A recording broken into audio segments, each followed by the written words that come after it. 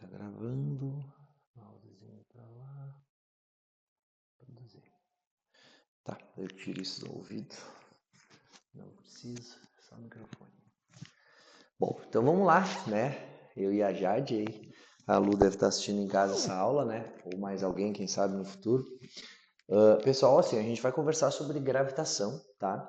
E a gente começa falando sobre os modelos planetários. Aliás, começa dizendo que a gente vive na Via Láctea, né? O desenho que está aqui é o desenho da nossa galáxia e nessa circunferênciazinha aqui, né? A gente tem um monte de sistemas estelares, né? E o nosso sistema solar, tá vendo? Ó, nós estamos aqui, ó, nesse pontinho brilhoso aqui, para ver como a gente é bastante insignificante já na nossa galáxia, né? E tem milhões de galáxias por aí, então aqui é onde a gente está. Mas desde muito cedo, né, pensando na evolução do conhecimento humano, né, o céu ele foi motivo de curiosidade, né? Por muitos e muitos anos o homem ele tentou descobrir, decifrar o que acontecia lá, né? E aí tem os modelos planetários, né, que foram criados para a gente entender o que estava acontecendo lá. O modelo mais antigo conhecido, assim, que vem do século II, é o modelo de Ptolomeu. Esse modelo de Ptolomeu é um modelo que a gente chama de geocentrista, porque ele coloca a Terra no centro, né? Geo é Terra, né? E aí para Ptolomeu, a Lua e o Sol têm órbitas circulares ao redor do Sol e os demais planetas. Nota que Ptolomeu considerava que o resto todo eram planetas. Então, o Sol, a Lua, tudo é planeta que gira ao redor da Terra. E esse modelo é um modelo, vamos dizer assim, que vem ao encontro do que a Bíblia trazia, né? Então, é um modelo bem religioso, né? A Terra está no centro.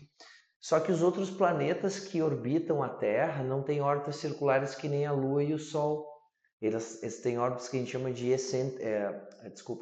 tem órbitas circulares com periciclos, epiciclos. O que são esses epiciclos? São circunferenciazinhas, né, que fica fazendo enquanto gira numa órbita circunferencial ao redor da Terra.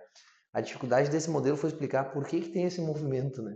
Por que a Lua e o Sol é uma trajetória circular e os demais planetas, né, eles ficam nesses epiciclos enquanto orbitam ao redor da Terra.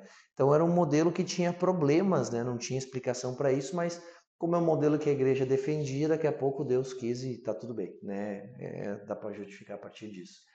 E o modelo de Copérnico, que vem muitos anos depois, já aparece aqui o século XVI, né? Tem dificuldade com esse número romano aí. No século XVI, o Copérnico já teve uma ideia, né, que simplificou bastante o modelo dos planetas. Ele colocou o Sol no meio, o Sol no centro. Por isso que é um modelo chamado de heliocentrista. Hélio é o deus Sol, né? Então o Sol está no meio e aí todos os planetas giram em órbitas circulares ao redor do Sol. Esse desenho aqui está fora de escala, tá? Está fora de escala e o tamanho dos planetas também, né? Se o Sol está aqui no meio, né? Claro que esse aqui não vai ser o planeta Terra com a Lua girando ao redor dele, né? O planeta Terra seria muito menor. Mas é só para representar, né, que todos os planetas, a partir desse modelo de Copérnico, têm órbitas circulares e a Lua tem uma órbita circular ao redor da Terra. Esse modelo simplificava muito porque todos os planetas a partir daí tinham o mesmo comportamento do que a Terra. E isso gerou um grande problema para a igreja, tá? Por quê? Porque se todos os planetas têm o mesmo comportamento que o planeta Terra, quer dizer que não existe essa diferença entre o céu e a Terra, né? Se não tem diferença, eu já não começo a não poder mais prometer céu, né? Condenar com o inferno, começa a ficar meio perigoso. Por isso que Copérnico ele sumiu do mapa, né? Desapareceu, os livros dele também, né? Foram queimados a grande maioria deles. E teve algumas cópias que a igreja guardou, né? Pensando, olha, vai que, né? E um carinha chamado Galileu Galileu encontrou esses livros e aí começou a difundir as ideias de Copérnico. E a igreja chamou o Galileu, que era muito religioso, trabalhava para a igreja, inclusive, chamou o Galileu e falou assim, Galileu, assim, ó, tu tá falando umas coisas aí que são asneiras, né? Segundo a Bíblia, a Terra tá no centro, Deus criou primeiro a Terra, depois o resto.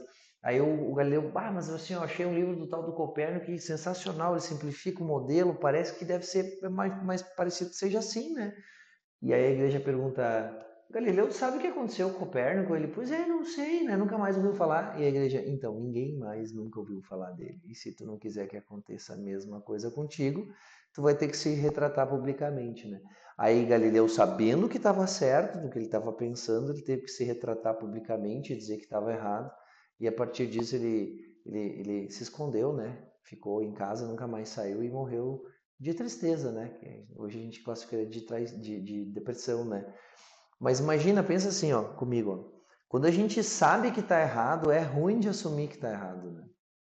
Imagina tu assumir que tá errado tendo certeza que tu tá certo. Deve ter sido terrível para ele, né? Mas enfim, esses eram modelos que a gente tem que conhecer. Na verdade, é cunho histórico, né? É uma evolução de um modelo para outro, passaram-se muitos anos.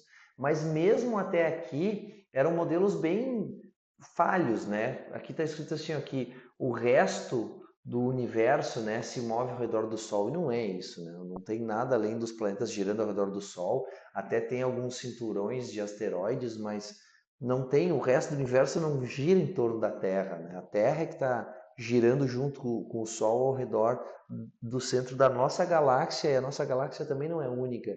Então, enfim, o universo é muito mais vasto do que esses modelos mostram, mas evolutivamente tiveram grande importância, né? E aí é importante que a gente saiba a ordem dos planetas a partir do Sol, porque a gente tem que saber qual que é o mais rápido, qual que é o mais lento, qual que demora mais tempo para dar uma volta, qual que demora menos tempo para dar uma volta.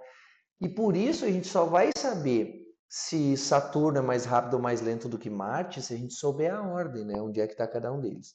Também o desenho está nas distâncias aqui fora de escala, né? Mas tem que saber que a partir do Sol a gente conta Mercúrio, Vênus, Terra, Marte, Júpiter, Saturno, Urano, Netuno e o Plutão é um planeta anão, né? A gente não estuda mais ele, né? Os planetas anões não são tão populares, né? Mas ó, tem Ceres, tem Eris, tem outros planetas anões. A gente hoje conhece Plutão porque ele já foi considerado um planeta, né? Agora que ele foi rebaixado a planeta não.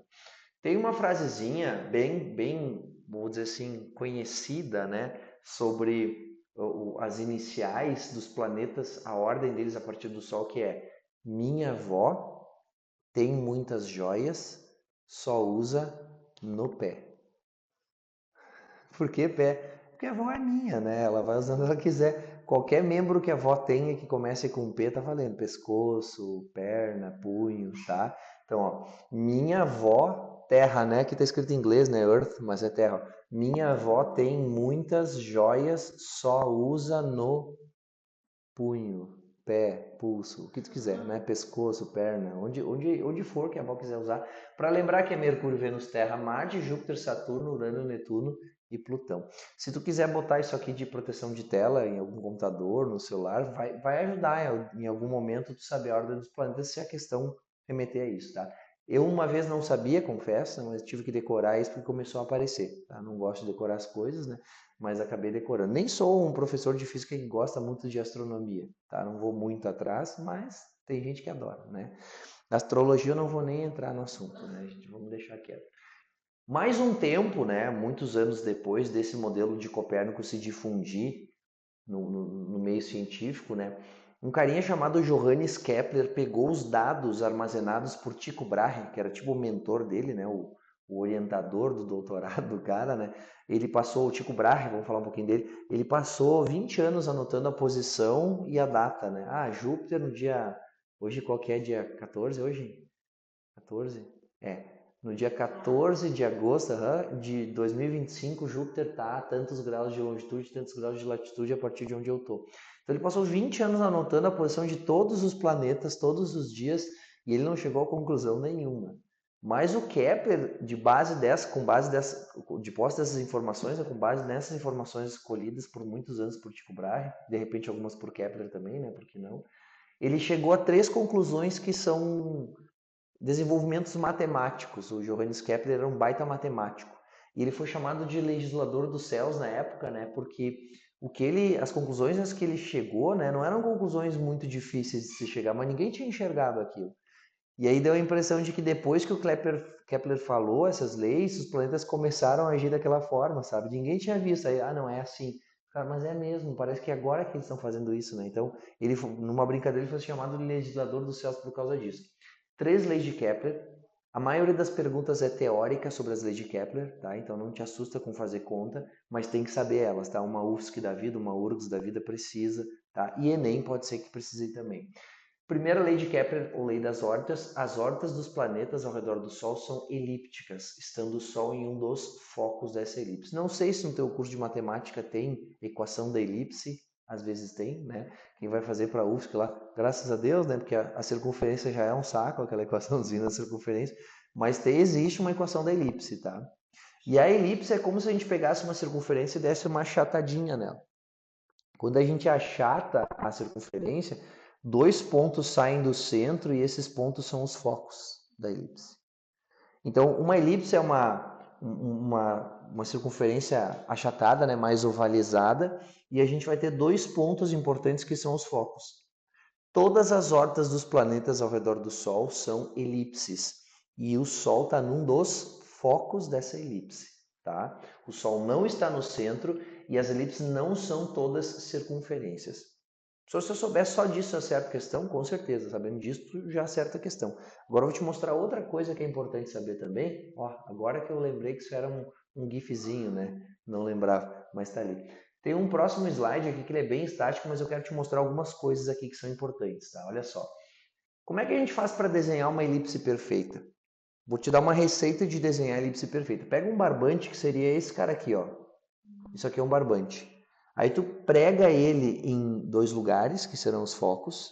Tu pega uma caneta e estica esse barbante. Tenta ficar sempre com ele esticado e vai girando ao redor dos 2 focos. É assim que tu vai desenhar uma elipse perfeita. Na verdade, a elipse, a equação dela, né, tu vai dizer que a soma dessas distâncias aqui, ó, é uma constante. Sempre. É assim que tu determina a equação da elipse. Mas aí é lá na matemática, não vamos entrar muito nesse mérito. Mas tem 2 grandezas aqui que são importantes, ó.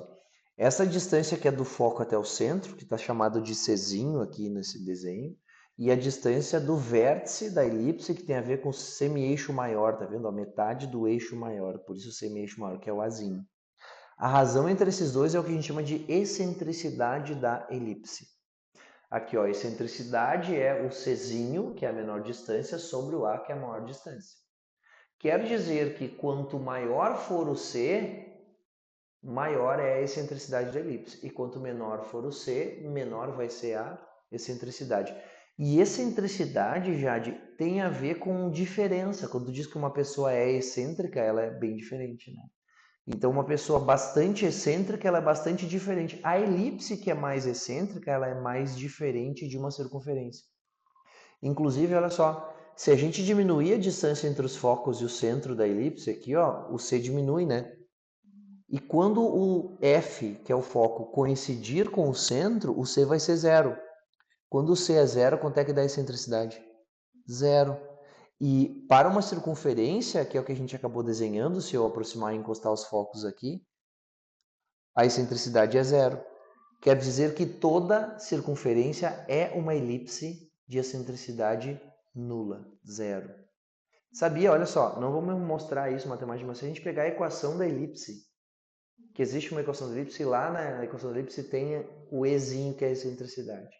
Se a gente zerar a excentricidade, a equação vai virar a equação da circunferência. Então, real, assim, uma elipse de excentricidade zero é uma circunferência.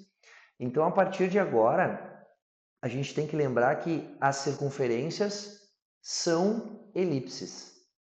Só que as circunferências são elipses de excentricidade nula.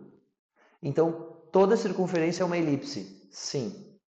Toda elipse é uma circunferência? Não, daí não. É que nem todo quadrado é um retângulo, mas nem todo retângulo é um quadrado. Foi? Então, toda circunferência é uma elipse. As órbitas são todas elípticas. Pode ter órbita circunferencial? Pode, porque circunferência também é elipse. Mas a gente não vai dizer que as órbitas todas são circunferências, porque elas não são, né? No nosso sistema solar não tem nenhuma órbita que seja circunferência mesmo.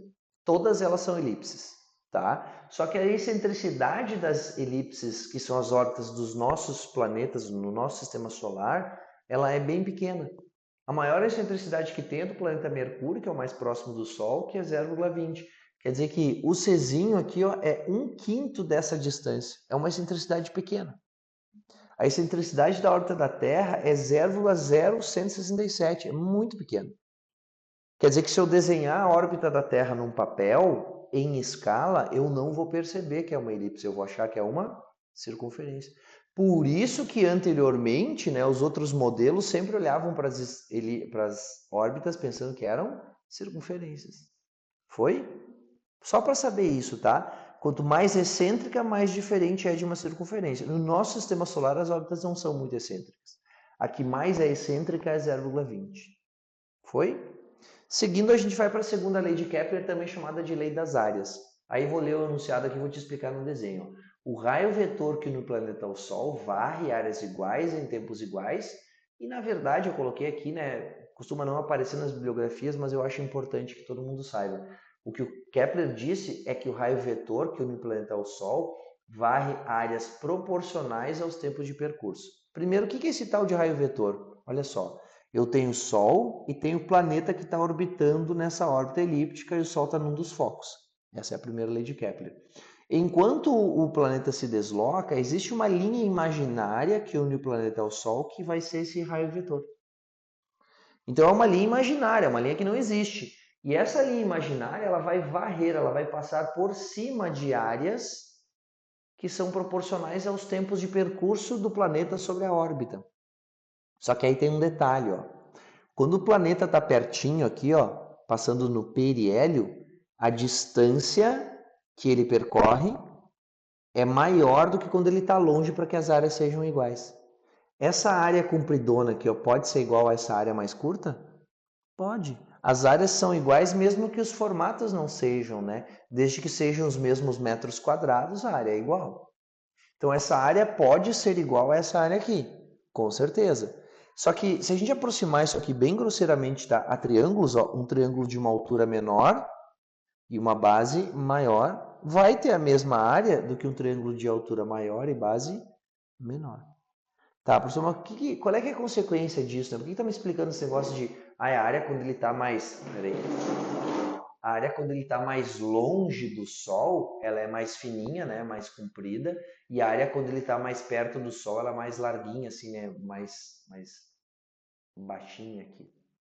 É porque, pensa comigo, ó, que tem que pensar. Se a área é a mesma, o tempo é o mesmo.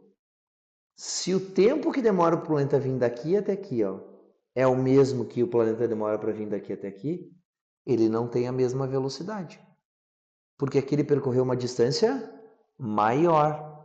Se ele percorreu uma distância maior ao mesmo tempo, significa que a velocidade dele é maior. E quando ele está mais longe, ele percorreu uma distância menor ao mesmo tempo. Então ele é mais lento, ele demora mais. Quer dizer que enquanto o planeta descreve a órbita ao redor do Sol, quanto mais perto do Sol ele estiver, maior vai ser a velocidade dele. E quanto mais longe ele estiver do Sol, menor vai ser a velocidade dele. Por isso que no periélio, que é o ponto mais próximo do Sol, a velocidade é máxima. E no afélio, a velocidade é mínima. Então tem que saber que por consequência da segunda lei de Kepler ou lei das áreas, quanto mais próximo o planeta estiver do Sol, maior é a sua velocidade de translação, e quanto mais longe o planeta estiver do Sol, menor é a sua velocidade de translação. Quer dizer que a velocidade é máxima no periélio e ela é mínima no afélio. Pode aparecer escrito assim também, olha só. Quando ele vai do periélio para o afélio, a velocidade dele diminui, né? Como é que a gente classifica um movimento em que a velocidade diminui? A gente chama esse movimento de retardado.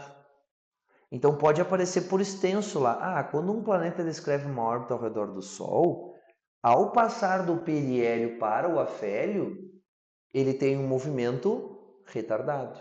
Verdade, porque ele vai da maior para menor velocidade.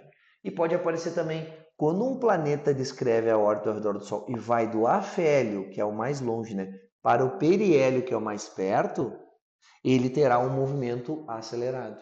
Isso é verdade, né? Porque ele está indo da velocidade mínima da órbita para a velocidade máxima. Então ele está indo do mais lento para o mais rápido, a velocidade está aumentando, então a gente vai dizer que ele tem um movimento acelerado.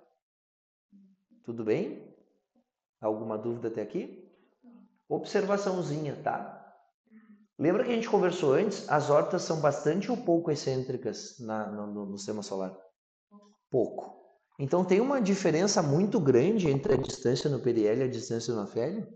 Não tem, né? A distância varia, mas ela não varia tanto, né? Não é tanta diferença. Quer dizer que a velocidade não vai ser tão diferente assim, então, né? Entre o periélio e o afélio, a velocidade ela vai ser mais ou menos a mesma. Tem aqui o valorzinho, ó, não precisa saber decorar isso, tá? É só para base de comparação. Ó. Para a Terra, a velocidade no periélio é 109.040 km por hora. E a velocidade no afélio é 108.720 km por hora. É uma diferença de 320 km se tu fizer uma menos outra. 320 km por hora não é uma diferença muito grande quando a velocidade é 100 mil km por hora, né? Claro, andar 320 km por hora aqui na Terra, né, é uma baita velocidade, né? Mas comparando 109 mil com 108 mil, esses 300 não faz a menor diferença. Quer dizer que a velocidade da Terra ela é aproximadamente constante. Não é que ela seja constante, mas ela é aproximadamente constante. Então a gente pode aproximar o movimento da Terra ao redor do Sol a um movimento circular uniforme. Não é tão errado assim fazer isso, porque para efeito de cálculo as diferenças são muito pequenas. Tá bom? Então as órbitas são elípticas, o Sol está em um dos focos. A lei das áreas diz que o raio vetor que une o planeta ao Sol varre áreas iguais em tempos iguais. Como consequência disso, a velocidade é máxima no periélio e mínima no afélio. Tem que lembrar que para as órbitas dos planetas ao redor do Sol não é tão diferente assim. E agora a gente vai conversar sobre a terceira lei de Kepler. Ué, passei duas. Isso. A terceira lei de Kepler ou lei dos períodos, tá? Período significa o que essa palavra período? É o tempo que demora, né, para um evento que se repete acontecer uma única vez, né? Lá no MCU tinha período, né? O tempo que demorava para dar uma volta, né? O período aqui vai ser o tempo que demora para o planeta dar uma volta ao redor do Sol. E para a Terra, quanto é esse tempo? Qual é que é o período de translação da Terra? 365 dias, né? O período de rotação em torno dos polos é 24 horas ou um dia. E para dar uma volta ao redor do Sol, né, completar a órbita, é um ano. 365 dias ou um ano tá bom, né? Um ano é um período, né? Inclusive a gente contabiliza a nossa idade em voltas terrestres. Porque eu tenho 41 anos. Quer dizer que desde que eu nasci a Terra já deu 41 voltas ao redor do Sol. Inclusive no dia em que a gente nasceu, Jade, a gente comemora o quê? Fala de novo? O aniversário. É a volta de um ano que tu deu ao redor da Terra. Quer dizer que no dia em que tu nasceu, sei lá, quando que é o teu aniversário? Fala aí pra mim. 5 de janeiro. Desculpa, 25. Dia 25 de janeiro, não teve muita festa no colégio, né? Sempre férias, né? Tá, olha só. Sempre no dia 25 de janeiro, a Terra está passando pelo mesmo lugar do que no dia em que tu nasceu em relação ao Sol. Por isso que tu completa essa voltinha. Por isso que faz sentido dizer que as pessoas estão rodadas. Porque elas... Exatamente, mais voltas ao redor do Sol. Tá, agora a terceira lei de Kepler, que é chamada lei dos períodos, relaciona esse período de translação, né, esse ano que a gente chama para a Terra, à distância média entre o planeta e o Sol. Quer dizer que existe uma relação matemática entre o tempo que demora para dar uma volta e a distância que o planeta se encontra até o Sol. Essa distância a gente vai chamar de raio médio da órbita. Por quê? Porque tem o raio no afélio, o raio no periélio é um raio que varia, mas a gente vai pegar o raio médio. E a relação de proporcionalidade é o que está escrito aqui, ó. O quadrado do período de translação de um planeta ao redor do Sol é diretamente proporcional ao cubo do raio médio da órbita. O que quer dizer isso? Que para um mesmo sistema orbital, o mesmo Sol no meio, tá, gente? A gente vai pegar o quadrado do período e dividir pelo cubo do raio médio da órbita e isso vai ser uma constante. Quer dizer que a gente pode igualar de um planeta para o outro no mesmo sistema orbital essa razão de período ao quadrado sobre o raio médio da órbita ao cubo. Foi? Não pode dizer diretamente proporcional sem falar o quadrado e sem dizer o cubo. Porque se eu disser assim, ó, o período é diretamente proporcional ao raio médio da órbita, significa que quando o raio médio da órbita dobrar, o período dobra também, e não é o que acontece.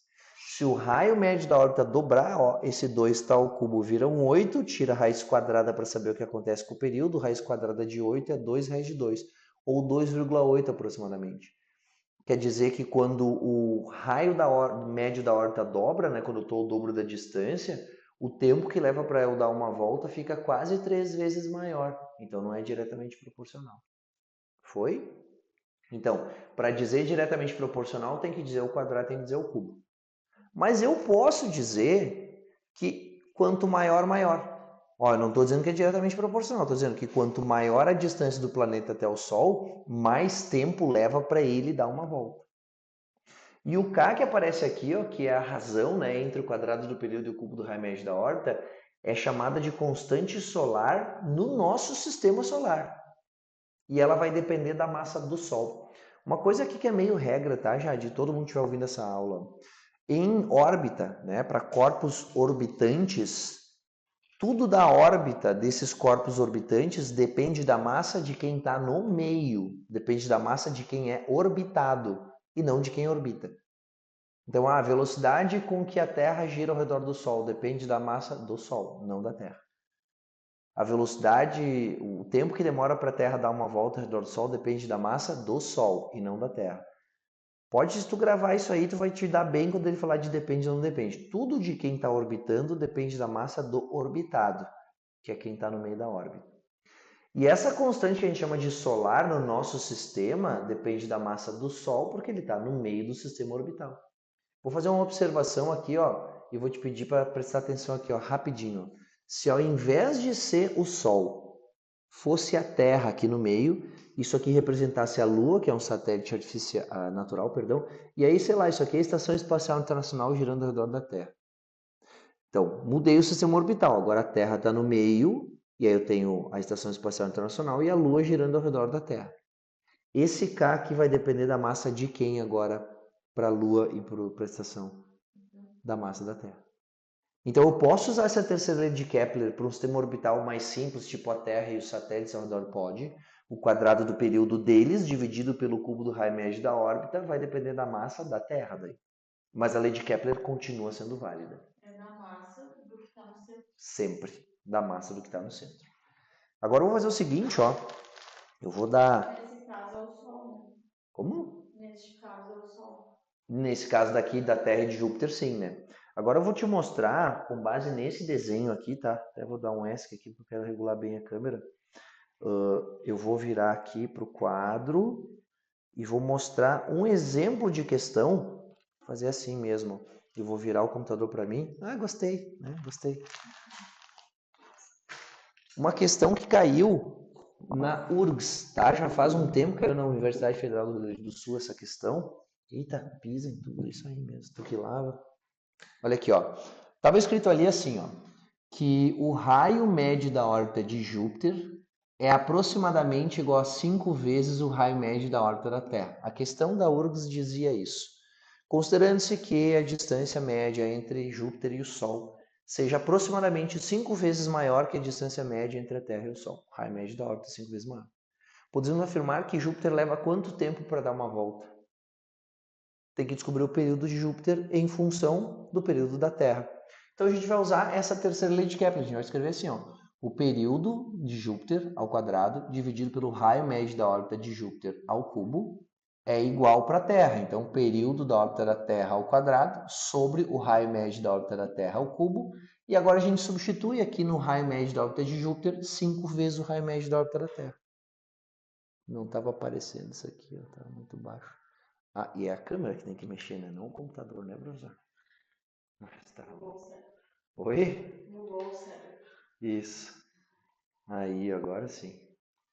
E eu fui mexer na tela do computador, né? Muito bem. Parabéns, professor. Tá. Então, só a relação que estava aqui, né? A gente vai substituir. Agora eu vou fazer a conta, ó. Período de Júpiter ao quadrado sobre o raio médio da órbita da Terra. E é 5 vezes, né? Só esqueci de colocar. Eu vou botar aqui. 5 e vou levar ao cubo. Isso é igual ao período da Terra. Quanto que a gente vai colocar aqui? A gente sabe o período da órbita da Terra, né? 1 ano. Ai, prof, mas é 365 dias. É, mas tu quer fazer 365 ao quadrado? Fica bem à vontade, tá? Não vou te impedir, eu só não vou fazer a mesma coisa, né? Eu prefiro botar o 1zinho aqui, eu levar ao quadrado e ele ficar feliz. Eu vou achar o período em anos. Caso perguntasse em dias, aí depois tu faz a conta, né? Aí no lugar mais fácil fazer vezes 365 dias, né? Sobre o raio médio da órbita da Terra ao cubo. Agora eu vou fazer a conta aqui, ó. Período da órbita de Júpiter ao quadrado sobre... Todo mundo está ao cubo aqui, então 5 ao cubo é 125, vezes o raio médio da órbita da Terra ao cubo. Isso é igual a 1 do 1 ao quadrado sobre o raio médio da órbita da Terra ao cubo. Aí a gente corta o RT ao cubo aqui, né? É o mesmo. Passa o 125 multiplicando e a gente vai chegar à conclusão de que o período da órbita de Júpiter ao quadrado é igual a 125. Ó, estamos chegando no resultado. Quer dizer que o período da órbita de Júpiter vai ser igual a raiz quadrada de 125. Não precisa saber a raiz quadrada de 125. Mas a gente conhece um quadrado perfeito bem pertinho do 125 que tem raiz quadrada. Por isso ele chama quadrado perfeito. O 100 é 10, um pouquinho para cima. Qual é que é 11 ao quadrado? 11 ao quadrado. 11 ao quadrado. Lembra do 11 ao quadrado? Não, ó. 10 ao quadrado é 100, né? 11 ao quadrado é 121. 12 ao quadrado é 144. 13 ao quadrado acho que é 169. Sim, E 14 ao quadrado acho que é 196. Daí o 15 ao quadrado vai ser 225. Tá? Isso. Mas assim, ó, na verdade... Ah, prof, eu não ia saber disso. Tu ia olhar para as alternativas e ia elevar ao quadrado. O mais próximo é a resposta. Quer dizer que o período da órbita de Júpiter é aproximadamente 11 anos. Quer dizer que demora 11 anos para Júpiter completar uma volta ao redor do Sol. Quer dizer que quando a Terra dá 11 voltas, Júpiter completa apenas uma volta. Que loucura, né? Em Júpiter eu teria menos de 4 anos. Porque para ter 4 anos em Júpiter eu preciso ter 44 na Terra. Pode tirar foto, sim. Com certeza. Foi? Deixa eu ver se está gravando aqui ainda. Acho que sim. Aí o mouse está lá no outro computador, hein? Tá gravando sim, moleque. Agora eu viro assim. Eu gostei de fazer isso. Gostei. Vou virar assim. Vou baixar um pouquinho que tava mais legal antes. Baixa. Aí.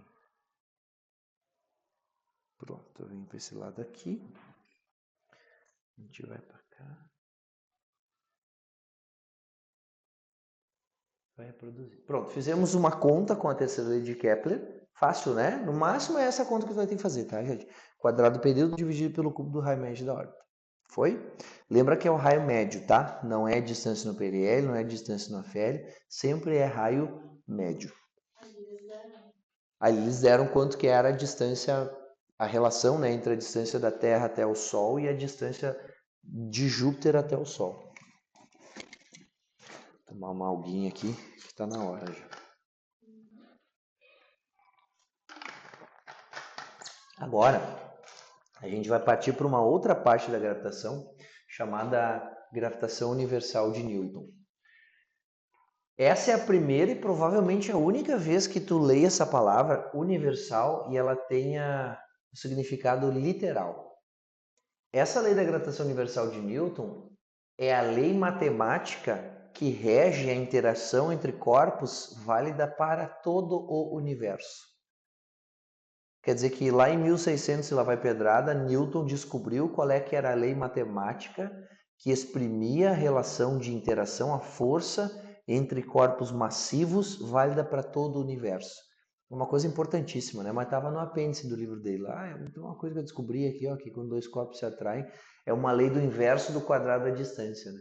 Sendo m1 a massa do corpo da esquerda, m2 a massa do corpo da direita, e r a distância entre os seus centros de massa, a força de interação entre os dois corpos tem que formar paração-reação, então é o mesmo módulo para os dois. Vai ser diretamente proporcional às duas massas e inversamente proporcional à distância que existe entre eles ao quadrado. O que isso significa? Quanto maior cada uma das massas, maior a força entre os dois corpos. E quanto maior a distância, muito menor a força.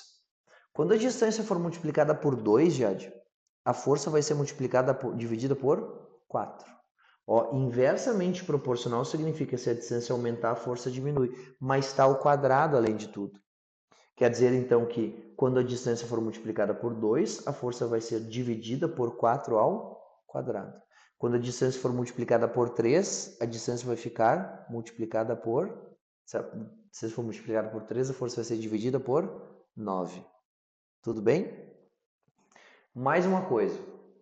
Matéria atrai matéria, não importa o tamanho.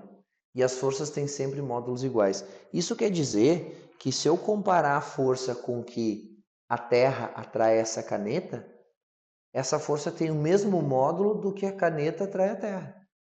Porque é uma força de interação entre os dois corpos. Aí a pergunta que eu vou fazer para ti, agora eu vou pegar outra caneta aqui, ó, é a seguinte, ó. Existe atração gravitacional entre essas duas canetas? Existe atração entre a caneta vermelha e a caneta azul? Ó, matéria atrai matéria. Isso é matéria? Isso é matéria? Então tem ou não tem atração gravitacional? Tem. Fica difícil dizer que tem, né? Porque a gente não sente, né? Se fossem dois ímãs, né? Tivesse norte e sul aqui, eu ia ter que ficar separando eles, né? Porque eles iam estar se atraindo. Se eu pendurasse em cordinhas, os ímãs iam ficar mais perto um do outro, né? Iam inclinar as cordinhas, né? Por que que a gente não sente a interação, embora exista? Porque essa constante de proporcionalidade nessa lei da gravitação universal de Newton, ela é muito pequena. 6,67 vezes 10 na menos 11. Isso significa, olha só, que se essa massa fosse 1 kg, essa massa fosse 1 kg e a distância entre as duas massas fosse de 1 metro, todo mundo é unitário aqui. 1 kg, 1 kg, 1 metro. Ó. 1 kg, 1 kg, 1 metro. Isso aqui dá 1. Quer dizer que a força entre as duas partículas valeria 6,67 vezes 10 na menos 11. Isso é muito pequeno, é 0,0000000000667. Então não dá para sentir, mas tem a interação entre essas duas canetas. Então todos os corpos se atraem mutuamente, gravitacionalmente. Se tem matéria, tem atração gravitacional. Aí eu quero que tu pense o seguinte, ó. Se eu soltar essas duas canetas, eu não vou fazer porque dá bagunça, tem que ficar indo atrás, mas barulho também, né? Mas se eu soltar as duas canetas aqui, ó, durante a queda elas estão se aproximando e elas estão se atraindo, aliás, elas vão se aproximar, mas é tão pouco, porque a força é pequena, a aceleração delas vai ser pequena. Então é tão pouco a força, o movimento de uma com a outra que eu não consigo nem medir com laser isso. Tipo, vai parecer que é exatamente a mesma distância como se elas não se atraíssem. A atração gravitacional ela passa a ser intensa quando uma das massas é astronômica, tipo a massa da Terra. Pensa, a massa da Terra é gigantesca e ainda assim a força com que ela atrai essa caneta é pequena. A força peso dessa caneta é pequena, porque a massa dessa caneta é pequena. Agora, se tivesse essas duas canetas lá no espaço, em qualquer lugar do universo separado da gente aqui, essas canetas iam ou não iam se atraindo, assim, em algum momento elas iam se encostar uma na outra? Sim, né? Porque ela se atrai. E se estivesse passando outra caneta aqui, o que ia acontecer com ela? Ia ser atraída e ia juntar. Quer dizer que aqui está juntando um corpo cada vez mais massivo e cada vez ele vai atrair mais partículas. O que eu estou te demonstrando aqui? A explicação da formação dos planetas. A origem dos planetas é gravitacional. A matéria atraiu matéria e virou o que a gente está montado em cima aqui. E até hoje a massa da Terra aumenta. Não cai asteroide na Terra? A massa está aumentando, alguns asteroides matam os dinossauros, né? Mas tá caindo massa aqui. Os planetas têm a sua massa variando em função disso e desde os primórdios a massa está aumentando, porque quanto mais massivos eles são, mais eles atraem. Por que dizem que o Júpiter é o escudo do sistema solar? Porque ele é muito massivo, então um asteroide que se não tivesse Júpiter ia bater na Terra, vai desviar a trajetória dele por causa de Júpiter. Se não cair lá, pelo menos não cai na gente, né? Foi, e aí Júpiter é cada vez maior, cada vez mais ele vai atrair as coisas. Pessoal, mas por que, me perguntaram essa semana, inclusive, por que os planetas não se atraem, né, e não se grudam? Na verdade, os planetas estão se atraindo e estão orbitando ao redor do Sol e existem flutuações nas órbitas de cada planeta causada pelos demais. Só que ela não é grande o suficiente para tirar da órbita, né? Porque o Sol é muito mais forte, né? Muito mais massivo. Foi? Então, matéria atrai matéria. E a força é diretamente proporcional às massas, inversamente proporcional à distância. Foi? Agora a gente vai conversar sobre um conceito que surgiu lá no eletromagnetismo. Quando estava se desenvolvendo a eletricidade, né, força elétrica, lei de Coulomb, uma maravilha, as contas fechando, em algum momento surgiu a seguinte pergunta lá na eletrostática. Tá, tem uma carguinha negativa aqui, tem uma carguinha negativa aqui, elas se repelem, perdão, né? Mesmo assim, né? Se repelem. E quando está mais perto, se repelem com uma força mais intensa, quando está mais longe, se repelem com uma força menos intensa. Pergunta: como é que essa carguinha sabe que ela está mais perto dessa para ser repelida com uma força maior? Como é que essa carguinha sabe que eu troquei essa carga por uma carga de módulo maior? Essa pergunta foi feita na época do desenvolvimento do eletromagnetismo, muito depois da força gravitacional de Newton. Aliás, a matemática toda da eletrostática é uma cópia da gravitação. A gente vai ver que as contas são bem parecidas. Mas Michael Faraday teve uma ideia, ele falou assim, ó, talvez a interação não seja tão simples quando a gente está escrevendo aqui. A gente está dizendo que carga repele carga, mas para fazer sentido e ter resposta a essa pergunta que foi feita agora, talvez tenha que ser menos simples. Talvez essa carguinha aqui, ó, ela não repele essa. Talvez essa carguinha gere ao seu entorno uma alteração no espaço. E essa outra partícula só percebe essa alteração, ela nem sabe que é uma carga que está aqui. Só que o ambiente está diferente para ela por causa da presença dessa. E é daí que surge aquela analogia de campo elétrico ser um perfume, né? Porque cada carguinha gera ao seu entorno um campo elétrico, é como se fosse um perfume. Quanto mais perto eu estou, mais forte eu sinto o cheiro. Quanto mais longe eu estou, mais fraco eu sinto o cheiro. Então foi criado lá no eletromagnetismo o conceito de campo de força, que é assim que uma partícula sabe que a outra existe. E aí eles foram lá na gravitação e aplicaram. Então quer dizer que não é matéria atrai matéria, não. Um corpo gera ao seu entorno um campo de força gravitacional, então vai ser um campo gravitacional.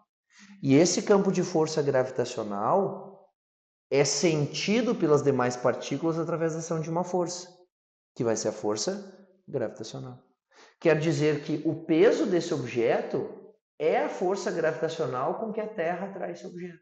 Então a gente escreve aqui, ó, peso é a força gravitacional. Peso é massa vezes gravidade. E a força gravitacional é Gzão vezes massa do planeta vezes massa da partícula sobre a distância entre os centros dos dois elevado ao quadrado. Então aquele peso que era m vezes g, ó, o g é o próprio campo gravitacional. A gente cancela a massa da partícula e a massa da partícula do outro lado da igualdade, e lembra que quando cancela é porque não depende, né? Quer dizer que o campo gravitacional, onde está essa partícula roxa aqui, não depende da sua própria massa. Depende da massa do planeta, depende da massa da Terra. E aí o campo gravitacional criado por uma determinada massa é igual a constante de gravitação universal vezes a massa dividido pelo quadrado da distância entre o ponto considerado e o centro do planeta que gerou esse campo gravitacional. Na superfície da Terra, Jade, se a gente colocar o valor da massa da Terra aqui, a constante de gravitação, e o raio da Terra elevado ao quadrado, a gente vai chegar em 9,81 metros por segundo ao quadrado, que é o valor que a gente considera para o campo gravitacional na superfície da Terra. Já uma observação aqui, ó. Lembra que o planeta Terra ele não é esférico mesmo? Como é que é o nome daquele formato que o planeta Terra tem? Geóide. Eu adoro essa palavra, sabe por quê? Porque ela é muito irônica com a gente. Porque gel é terra e oide é em formato de. Aí tu diz que a Terra tem formato geóide, tu está dizendo que a Terra tem formato de terra, né? Que sacanagem, né? E a gente aprende pensando, nossa, é uma coisa, eu sei que a Terra é geóide. Claro, né? Gel é terra, oide é em formato de, a Terra vai ter formato de terra, né? Afinal de contas, ela é a Terra. Mas o que isso quer dizer é mais importante, né? Que ela é mais larga, né? Vou dizer assim, ó, tem um diâmetro maior, uma circunferência maior no Equador e uma circunferência ligeiramente menor nos polos. Quer dizer que o raio no Equador é maior que o raio nos polos. Se o raio no Equador é maior do que nos polos, quer dizer que a gravidade no Equador é menor do que na superfície. Tem perguntas de vestibular sobre isso em física? Com certeza. Podemos afirmar que, devido ao formato geóide da Terra, né, a partir de agora tu começa a rir quando vê essa palavra, Sobre a linha do Equador, o campo gravitacional é ligeiramente menor do que sobre os polos. Verdade, não é muito maior nos polos, né? Eu vou lá visitar o Polo Norte, eu vou me sentir super pesadão. Não, é um pouquinho mais, né? Não dá pra gente perceber, né? Mas existe diferença e é por isso que todo mundo que quer lançar satélite, né? Lançar foguete, prefere fazer isso da linha do Equador, né? Porque além do efeito de rotação, né, que já é um estilingue, né, já está jogando o foguete, né, para ele entrar em órbita, já dá o impulso, já tem o embalo, porque aqui não tem isso, né? Tipo, quanto mais próximo dos polos, menor é a velocidade de translação, né? No polo mesmo nem tem. E aí, quanto mais perto do Equador, maior essa velocidade, e menor o campo gravitacional. Então fica mais barato lançar foguete. Aí, prof, mas faz tanta diferença assim?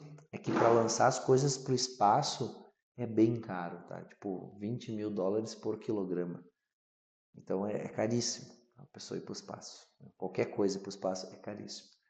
Mas depois que está lá orbitando, só fica, né? E aí eu vou conversar contigo sobre corpos em órbita a partir de agora, tá? Vou botar aqui, ó.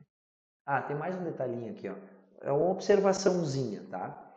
A visão relativística do campo gravitacional é que o planeta deforma o tecido espaço-tempo ao seu redor. E é o espaço-tempo mesmo, tá? Tu assistiu Interestelar? Acho que já. Acho que já, então tu não assistiu. Tu ia lembrar. Não tem como esquecer. É inesquecível. É um cara que viaja perto do buraco negro e aí ele consegue umas equação lá e a filha dele salva o planeta. Não, mas Não. não sei. Tenho certeza que tu não. Então, ninguém que assistiu Interestelar diz assim, acho que assisti. Não, eu tenho certeza que tu não assistiu. Mas é um filme em que eles passam perto de um buraco negro, vão num planeta que está perto de um buraco negro chamado Gargantua, e aí lá o tempo passa muito mais devagar do que na Terra. Tipo, eles ficam 15 minutos lá e passou 50 anos na Terra, tipo um troço assim. Sabe? Estou exagerando aqui, mas é isso. Porque um corpo massivo, ele deforma o espaço e faz o tempo passar mais devagar. Então deforma o tecido espaço-tempo. É isso que esse desenho tenta representar, né? Porque é como se fosse um colchão, eu botei um corpo massivo, deformou o colchão, e os corpinhos que passarem lá perto, eles vão seguir essa curvatura, eles vão desviar a trajetória deles. Imagina bem o que eu te falei, um colchão, joguei uma bola de boliche no colchão, se eu jogar uma bolinha de gude ali perto da bola de boliche, ela vai fazer uma curva porque o colchão se curvou. Então, a visão relativística do campo gravitacional é que a matéria, né, em grande quantidade, deforma muito o espaço-tempo e essa curvatura é sentida pelos outros corpos, inclusive pela luz. Relativisticamente falando, a gente comprova que corpos massivos deformam o espaço-tempo porque a luz não tem massa, mas ela desvia ao passar por corpos muito massivos. Tá? Isso foi comprovado num esqueci, quando o sol desaparece de dia, num eclipse, desculpa, perdi a palavra, num eclipse no Chile, tá? Lá no deserto de Atacama, no Chile, os caras comprovaram que Einstein estava certo. Fizeram uma excursão, os cientistas foram para um lugar onde geometricamente a luz não deveria incidir, se ela se propagasse em linha reta. Só que a luz passou pela Lua e sofreu uma mudança na direção por causa da curvatura no espaço-tempo e bateu onde eles estavam, ou seja, Einstein estava certo. Até hoje não teve nenhuma coisa que Einstein previu que não aconteceu a partir da relatividade. Uhum. A luz foi polarizada? Não, ela desviou, ela não se propagou em linha reta. Tipo, a luz passou por um corpo massivo e fez uma curva. Ela não passou por nada, é espaço, ela só fez assim, ela ao invés de passar em linha reta, isso, ela contornou assim por causa da influência gravitacional daquele corpo. E não é força, peso, né? Por quê? Porque luz não tem massa, né? Então não tem como ela sofrer influência de campo gravitacional. Só que como aquele corpo massivo ele deforma o espaço-tempo, a luz vai seguir o espaço-tempo curvo. Então ela vai fazer uma curva também. Bem louco. Não é uma coisa assim que tem que cair vestibular, mas é interessante saber assim, tá? Tudo isso aí é comprovado cientificamente, tá? Horóscopo não, tá? Astrologia, desculpa, eu gosto. Nessa aula isso me vem à cabeça o tempo todo, mas assim, ó, não. É um joguinho bem legal, assim, né? Inventar é muito bom de pensar e de ler as coisas, de saber, mas nada a ver. Nada a ver. Ah, imaginar que todas as pessoas que nasceram no mesmo dia, por isso vão ter comportamentos e características parecidas. Cara, é uma coisa tão nonsense, assim, que eu não sei como é que as pessoas ainda dizem, é por isso, né? Mercúrio retrógrado, essas coisas, eu acho sensacional. Mas voltando, outra curiosidadezinha que eu não vou desenvolver matematicamente, que daí a gente aproveita mais tempo para o que realmente importa, né? É assim, ó. Esse desenho representa o planeta Terra com uma hipótese de um buraco que atravessa o planeta Terra no meio, tá? É impossível fazer isso por vários fatores, mas Viagem ao Centro da Terra, já assistiu esse filme na sessão da tarde? Não, ainda bem, não perca esse tempo da tua Como vida. você assistiu? Ah, assim, ó, mas que bom, então tu ganhou muito tempo na tua vida, porque esse filme é horrível. Mas enfim, é a sessão da tarde, tá? Uhum.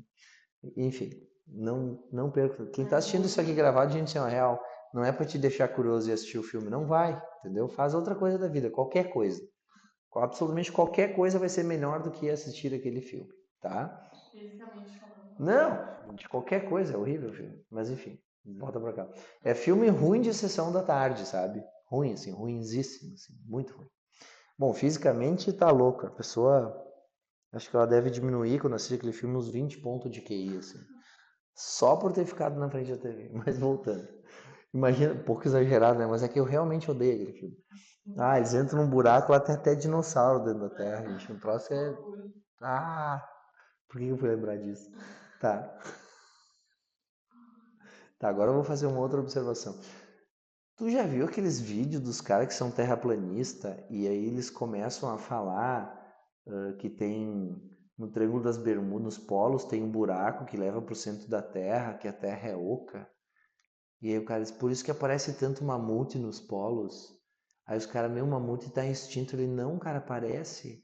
Só que eu acho que o cara entrou numa, ele tá confundindo a Era do Gelo, que é um filme, sabe? E deve ter assistido esse filme aí também, que os caras caem num buraco que...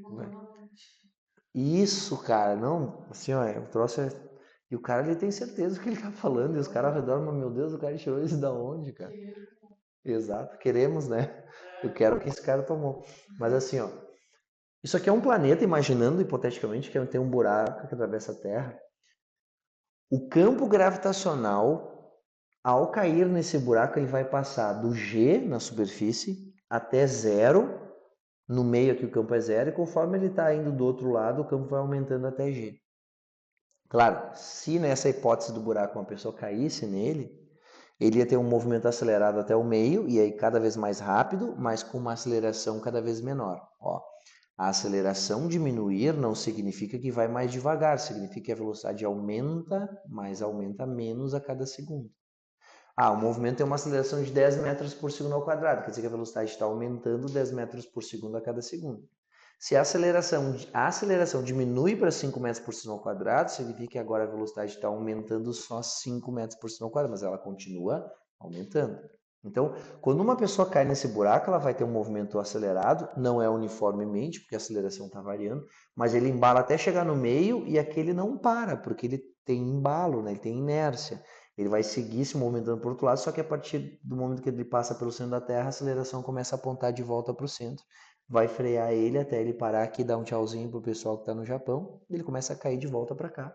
Dá um tchauzinho pro pessoal aqui no Brasil, depois dá um tchauzinho lá, e isso aqui vai acontecer indefinidamente, desprezando essas forças de resistência. Para que eu estou te dizendo isso, Jade, e para quem está assistindo aí? Quando a gente se afasta do planeta a partir da superfície, a gravidade diminui e ela fica inversamente proporcional ao quadrado da distância até o centro do planeta. Então, se eu tiver o dobro da distância, né, um raio de altitude, né, que é o dobro da distância em relação ao centro, a gravidade fica 4 vezes menor. Tudo bem? Agora, se eu cair nesse buraco ou for para dentro da Terra, a aceleração da gravidade é diretamente proporcional à distância. Por isso, quando a distância é a metade, a aceleração é a metade. Foi? E agora sim a gente vai falar sobre corpos que orbitam. Por que um corpo consegue ficar numa altitude e não cai se tem a aceleração da gravidade atraindo o corpo? Por inércia, o corpo seguiria pela tangente, concorda? Tem que ter uma força centrípeta que faça ele mudar a direção do vetor velocidade e se manter em órbita. Essa força centrípeta é a força gravitacional. Foi assim, inclusive, que Newton se ligou que existia essa interação gravitacional. Sabe a história da maçã na cabeça? A pergunta da época era assim, ó. Todo mundo já conhecia a inércia, tá? A inércia não é uma lei de Newton. Newton desenvolveu ela matematicamente, mas a ideia de Galileu, dizem algumas biografias que é de Bruno de Jordano, antes de Galileu. Mas voltando. A pergunta da época, como dizer assim, a dúvida científica da época é por que se a inércia existe, a Lua não foi pela tangente já há muito tempo. Daí Newton viu uma maçã cair e pensou assim, por que essa maçã cai, caralho? Porque tudo bem aceitar que é assim, né? Mas por quê? Ah, se não tivesse força, a maçã ia ficar parada. Como tem uma força, essa força acelera a maçã em direção à Terra. Quer dizer que tem uma força que a Terra exerce sobre a maçã, porque a maçã tem massa e a Terra tem massa. E a Lua tem massa também. Quer dizer que a Terra está atraindo também a Lua. E essa atração da Terra pela Lua mantém a Lua em órbita ao redor da Terra. Então a força-peso em qualquer movimento orbital faz papel de força centrípeta. Lembra, o satélite ele não está parado lá em cima. Ele está em movimento, ele está caindo ao redor da Terra. Enquanto isso, a aceleração centrípeta é gerada pela força gravitacional e ele acaba mantendo a sua altitude. Então, para calcular a velocidade da órbita de um satélite, a gente iguala a força centrípeta à força gravitacional. A força centrípeta era mv ao quadrado sobre o raio, lembra? Se não lembra, eu estou te lembrando aqui, tá? mv ao quadrado sobre o raio. Rzinho aqui, ó, é o raio da órbita, tá? Não é o raio da Terra. E a força gravitacional a gente acabou de ver, né? Lei de Newton, da gravitação universal, Gzão, massa da Terra, massa do satélite, sobre o raio da órbita ao quadrado. A distância ao quadrado vai ser o raio da órbita. Cancela a massa com a massa que tem dos dois lados, cancela o raio uma vez desse lado e uma vez desse. Quer dizer que a velocidade ao quadrado é Gzão e Mzão sobre o raio da órbita. Quer dizer que a velocidade de um satélite que orbita a uma distância rzinho do centro da Terra vai ser igual a raiz quadrada de Gzão e Mzão sobre o raio da órbita. Quer dizer que a velocidade de órbita de um satélite ao redor da Terra depende da massa da Terra, depende da distância que eu quero manter esse satélite em relação ao centro da Terra, mas não depende da massa do satélite. Percebeu? Então, tudo depende da massa de quem está no centro. Pode acontecer, tá, Jade, de no lugar do R aqui, ó, eles colocarem Rzão mais Hzinho. E o Hzinho é altitude em relação à superfície. Tá? Altitude mais raio da Terra é o raio da órbita. Foi? Quer dizer que quanto mais longe está o satélite, maior essa distância, menor é a velocidade de translação que ele precisa ter para se manter em órbita. Claro, mais longe o campo gravitacional é menor, né? Então ele não está tão rápido para não cair. Foi? Agora o último slide aqui a gente vai ver um satélite geoestacionário. Olha que legal essa animaçãozinha aqui, ó. É o planeta Terra. E esse satélite aqui, ó, ele parece que está parado em relação a um ponto sobre o Equador ali. Ele parece que está parado e é por isso que a gente chama ele de geoestacionário. Ele está parado em relação a um ponto na superfície da Terra. Mas justamente por isso que ele não pode estar parado, porque a superfície da Terra também não está parada. Eita, olha que deu ruim aqui. Acho que foi a mesma coisa que antes. Acho que acabou. Não, ó. Nunca aconteceu. É o bagulho. Esse cabo aqui, ó. Não. O meu não deu problema em nenhum outro lugar. Eu acho que é o cabo mesmo. Mas não vamos mexer muito mais, ou vai funcionar. Então, como o satélite geoestacionário ele parece que está parado em relação ao ponto da superfície da Terra, ele tem que estar se movendo porque a superfície da Terra também está com a mesma velocidade angular, tá? Por que angular? Porque se ele está lá em cima, né, o raio dele é maior, né, ele percorre uma distância maior do que a superfície da Terra, percebe? Um ponto na linha do Equador percorre uma distância que é a circunferência da Terra, né? E o satélite está lá no fundão, né? Bem alto, né? Então ele percorre uma distância maior, mas a velocidade angular é a mesma e o... Exatamente. Mas o período é o mesmo, ó. Todos os satélites geoestacionários têm que ter um período de 24 horas. Todos. Por quê? Porque eles têm que dar a volta junto com a Terra. E eles têm que orbitar sobre a linha do Equador. Esse é um pouco mais difícil de entender isso, mas Tu vai conseguir, olha só. Todas as órbitas, tá? Elas têm que cortar a Terra bem no meio. Por quê? Porque a força gravitacional tem que apontar para o centro da Terra e ela tem que fazer papel de força centrípeta. Se tivesse uma órbita aqui em cima, ó, a gente chamaria essa órbita de aureolar. Uma auréola, sabe, de anjo? O que ia acontecer se a gente pensar numa órbita aureolar? Não tem uma força centrípeta. Ó, a força gravitacional ia fazer o cara espiralar e cair. Quer dizer que toda a órbita ela tem que cortar a Terra no meio. Todas as órbitas cortam a Terra no meio. Todas. Tem que cortar. Só que só uma delas corta a Terra no meio e o satélite fica sem se mover em relação ao ponto na superfície. Tem que ser sobre a linha do Equador. Tem que girar junto com a linha do Equador, né? Se eu tivesse uma órbita assim, ó, tu concorda que é impossível estar parado em relação a um ponto na superfície da Terra? Porque aqui, ó, eu ia estar indo para cima e a superfície está indo para o lado. Lá do outro lado eu ia estar indo para baixo e a superfície ia estar indo para o lado. Para os dois irem juntos e um não se mover em relação ao outro, os dois têm que ir para o lado. Então, todos os satélites geoestacionários estão parados em relação a um ponto sobre a superfície do Equador. Todos têm período de 24 horas e todos orbitam a linha do Equador. Só que a gente viu na terceira lei de Kepler que existe uma relação bem definida matematicamente entre o tempo que demora para dar uma volta e a distância em relação ao centro da órbita. Quer dizer que se todos os satélites geoestacionários têm o mesmo período de 24 horas, todos eles têm que estar à mesma altitude. Quer dizer que todos os satélites geoestacionários têm a mesma órbita. Sim. Como é que não bate um no outro? Porque todos eles também têm a mesma velocidade, porque a velocidade depende da massa da Terra e da distância. Se a distância é a mesma, porque o período é o mesmo, a velocidade também vai ser a mesma.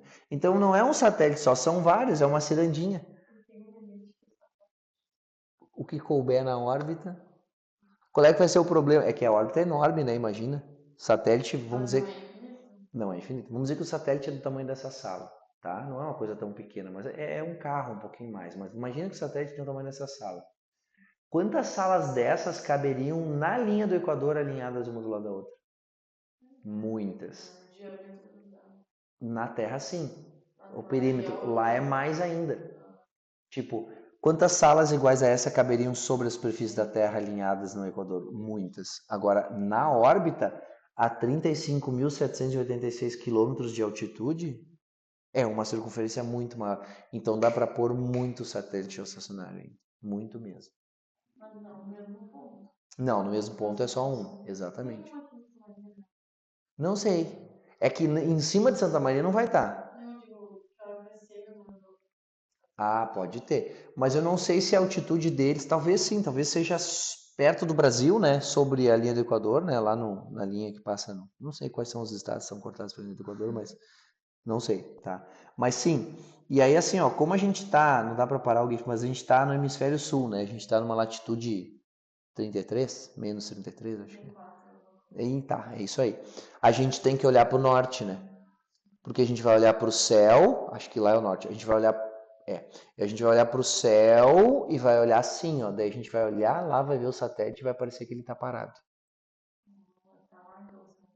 É para lá porque tem que ser, porque a gente está no hemisfério sul. O satélite ele tá sempre sobre a linha do Equador, né? Só que a linha do Equador tá ao norte da gente, então a gente tem que olhar para o norte e para o céu. Aí a gente vai olhar o satélite, a estação vai estar parado lá. Não dá pra ver a olho nu daqui. Não, olho nu. Sabe quando é que tu vê satélite a olho nu? Tem como eu já vi, tá? Vai num lugar que não tem iluminação artificial, tipo acampar no meio de uma propriedade rural, assim. Aí tua pupila vai abrir bastante, porque tá escuro. Não sei se tu já foi em algum lugar assim, já sem iluminação artificial nenhuma. É muito legal, tá? Se tu tiver oportunidade, faz isso. Uma casa de campo longe de qualquer cidade que tu pode desligar todas as luzes. Não precisa acampar, né? Acampar eu gosto, né? Mas tem gente que não gosta, tem gente que acha que é embaçado. Mas apaga tudo que é luz. Tu vai te acostumar com a escuridão e vai começar a fazer sombra às estrelas, se for uma noite clara. Juro pra ti, faz sombra no chão, o teu corpo, só com as estrelas. A gente não consegue enxergar porque tem muita luz artificial. Muita, tem muita luz. Assim, o céu o céu que a gente enxerga na cidade não tem nem 50% das estrelas que existem. Real, assim. Não tem, assim, não tem como comparar. Aí tu vai fazer outra coisa. Tu vai deitar bem tranquilinho, alguma coisa assim no chão, né? Quentinho, né? E tu vai ficar olhando pro céu. Em algum momento vai ter um ponto brilhoso que vai passar assim, ó. Aquilo é um satélite. Porque eles são de inox, né? Eles refletem a luz. E aí ele está refletindo a luz do sol. Enquanto ele está refletindo a luz do sol, ele vai aparecer. Daqui a pouco ele vai passar para trás da sombra da Terra e ele vai sumir. Daí daqui a pouco só que cometa tem rabo, né? O foguete não tem, né? Só um pontinho, uma luzinha assim que apaga, porque entra na sombra da Terra. E aí se tu olhar para o mesmo lugar onde tu começou a ver ele, daqui a pouco ele vai passar ali de novo, porque ele tem que dar volta ao redor da Terra. Eu não sei se tu vai ver o mesmo ou se tu vai ver outro satélite na mesma órbita. Não tem como saber. Isso aconteceu comigo, eu estava acampando com os meus primos num lugar assim, que o céu é maravilhoso de noite, estava só nós lá. E aí alguém olhou para o céu assim e falou assim, meu Deus, o que é aquilo ali, Rafael? Perguntaram para mim, que sou professor de física, né? Óbvio, né? Para quem que tu vai perguntar, né? E eu olhei assim, eu falei assim, cara, deve ser um satélite, mas se for, daqui a pouco ele vai desaparecer, porque ele não vai mais refletir a luz do sol, né? Eu terminei de falar e no meio assim desapareceu. Aí eles, nossa, que massa. Eu falei, mas daqui a pouco ele vai passar de novo, se a gente ficar olhando, né? E eles, vamos ficar olhando. A gente não ficou, né? A gente se distraiu com alguma outra coisa e não olhou mais. Essas características do satélite geoestacionário, ó, tem que ser sabidas, tá? É só tu pensar assim, ó, é tudo igual para os satélites geoestacionários, não precisa saber a órbita, tá? Não precisa saber a velocidade, mas tu tem que saber o período que é 24 horas, todos eles estão sobre a linha do Equador, todos estão na mesma altitude, todos têm a mesma velocidade. É tudo igual. O nome deles não é igual, a massa deles não é igual, né? Mas porque nada deles depende da massa deles mesmos, né? A massa deles influencia em quanto custa para levar eles para lá, tá? Mas eles tentam fazer o mais leve possível para ficar o mais barato possível. Foi? Esse, Jade, é o conteúdo de gravitação, tá? A gente viu ali todo o conteúdo de gravitação. Eu vou mandar o link da solução das questões, tá?